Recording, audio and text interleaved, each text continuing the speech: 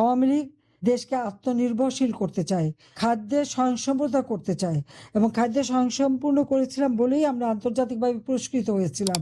Ceres পুরস্কার আমরা পেয়েছিলাম। কেন? আমরা কৃষিতে যথেষ্ট আমাদের সাফল্য দেখেছি। আজকে আবার সেই উৎপাদন কমে গেছে, আমাদের এখন ভিক্ষার ঝুলি নিয়ে নামতে হচ্ছে, বাংলাদেশকে ভিক্ষার ঝুলি নিয়ে নামতে হচ্ছে। এটাই হচ্ছে বাংলাদেশের জন্য সব থেকে দুঃখের, সব থেকে লজ্জার। এই লজ্জা থেকে দেশকে উদ্ধার করতে হবে, দেশের মানুষকে আবার তাদের অধিকার ফিরিয়ে দিতে হবে, এবং সেটাই আমরা ফিরিয়ে দেবো। এটাই হচ্ছে আমাদের অঙ্গীকার। আর সেই সাথে আরেকটা কথা বলবো, আজকে একটার পর একটা আওয়ামী লীগ নেতার কর্মীকে হত্যা করা হচ্ছে। এই হত্যা যারা করছে তাদের নাম, ঠিকানা সবকিছু হিসাব রাখতে হবে। আর যে সমস্ত এলাকায় হচ্ছে সেখানকার পুলিশ বা যারা কর্মরত তারা কারা, তাদেরও নাম ঠিকানা রাখতে হবে। এগুলির বিচার একদিন হবে, আদালতের কাঠগড়ায় এদের সবাইকে দাঁড়াতে হবে। এত অন্যায়, এত অবিচার চলতে দেওয়া যায় না। এত মায়ের কোল খালি করছে তারা। আজকে সারা বাংলাদেশে শুধু লাশ, তুরাগ নদীতে লাশ, বুড়িগঙ্গায় লাশ, বিভিন্ন নদীতে লাশ, পুকুরে লাশ, জঙ্গলে লাশ, যেখানে যাবে শুধু লাশ আর লাশ। বাড়ির ঘরের ভিতরে লাশ।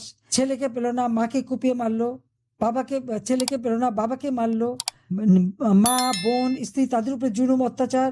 এই অত্যাচার সহ্য হয় না। এর বিরুদ্ধে সকলকে রুখে দাঁড়াতে হবে। কাজে কৃষকদের কাছে যেতে হবে। আওয়ামী লীগ সরকার কৃষকদের জন্য কি করেছে সেটা তাদের কাছে লিখে লিফলেট আকারে পৌঁছে দিতে হবে, এবং তাদের যে কষ্ট দুঃখটা আছে সেটা জানতে হবে, এবং আওয়ামী লীগ আসলে যে সমস্যা দূর করবে সেই ওয়াদা দিতে হবে, এবং দেশের সকল কৃষককে ঐক্যবদ্ধ করতে হবে। আমি সেই আহ্বান জানিয়ে বাংলাদেশ আবার আমরা যেন এই হায়নাদের হাত থেকে রক্ষা করে বাংলাদেশের মানুষের শান্তি, নিরাপত্তা নিশ্চিত করতে পারি, সেই লক্ষ্যে সকলকে ঐক্যবদ্ধ হয়ে কাজ করতে হবে, এবং আমাদের কৃষক লীগের কমিটি সমগ্র বাংলাদেশে তৈরি করতে হবে। সবাইকে ধন্যবাদ জানাচ্ছি।